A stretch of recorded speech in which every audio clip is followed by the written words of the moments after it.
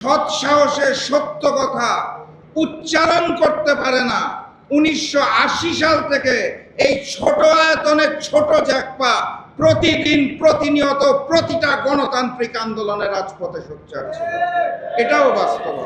আমাদের দল জাকপার প্রতিষ্ঠা বার্ষিকী উপলক্ষে আপনাদের সবাইকে জানাই আন্তরিক শুভেচ্ছা এবং মোবারকবাদ। বাস্তবতা হচ্ছে আমাদের দলটা ছোট। রাজনৈতিক দলের বিবেচনা যখন করা হয় তখন জাতীয় গণতান্ত্রিক পার্টি জাকপার যদি আয়তন চিন্তা করেন, দলগুলোকে যদি আয়তন হিসেবে ধরা হয়, তাহলে জাকপা নিঃসন্দেহে ছোট আয়তনের একটি রাজনৈতিক সংগঠন, বন্ধিত রাজনৈতিক সংগঠন, কিন্তু আয়তনে ছোট। এটাই বাস্তবতা, এটা মন খারাপ করার কিছু নেই।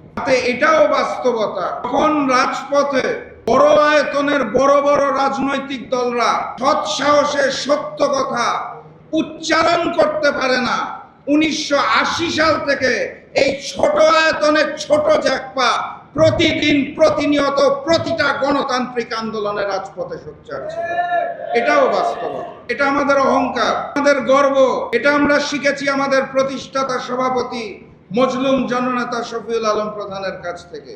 আমি শ্রদ্ধা ভরে স্মরণ করছি 1980 সালের 6 এপ্রিল বাংলাদেশের স্বাধীনতা সার্বভৌমত্বের জন্য, মুক্তির জন্য, আজাদির জন্য যেই নতুন রাজনৈতিক প্ল্যাটফর্ম সৃষ্টি হয়েছিল, জাতীয় গণতান্ত্রিক পার্টি জাকপা হাঁটি হাঁটি পা পা করে 46 বছর পার করে দিয়েছে।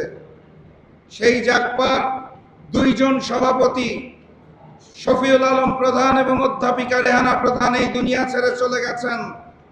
প্রতিষ্ঠাকালীন কম বেশি সকল সদস্য দুনিয়া ছেড়ে চলে গেছেন। প্রথম সাধারণ সম্পাদক আনিসুর রহমান দুনিয়া ছেড়ে চলে গেছেন। সহসভাপতি তৎকালীন ডাক্তার আজিজ দুনিয়া ছেড়ে চলে গেছেন। এরকম অসংখ্য নেতাকর্মীকে আমরা হারিয়েছি। কিন্তু প্রত্যেকটা হারানো, প্রত্যেকটা বেদনা থেকে আমরা নতুন করে একবার করে শপথ নিয়েছি। আমরা শপথ নিয়েছিলাম প্রজন্ম থেকে প্রজন্মে আমরা আধিপত্যবাদ বিরোধী শক্তি হিসেবে রাজপথে অবস্থান করব। ক্ষমতাটা গুরুত্বপূর্ণ নয়, সংসদে যাওয়াটা গুরুত্বপূর্ণ নয়।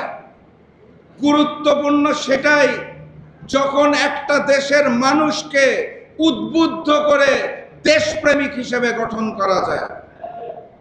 এই যে আমার সামনে বসে আছে প্রাক্তন সেনা সদস্য হাসিন ভাই, আমি দীর্ঘদিন ধরে ওনাকে ফলো করি।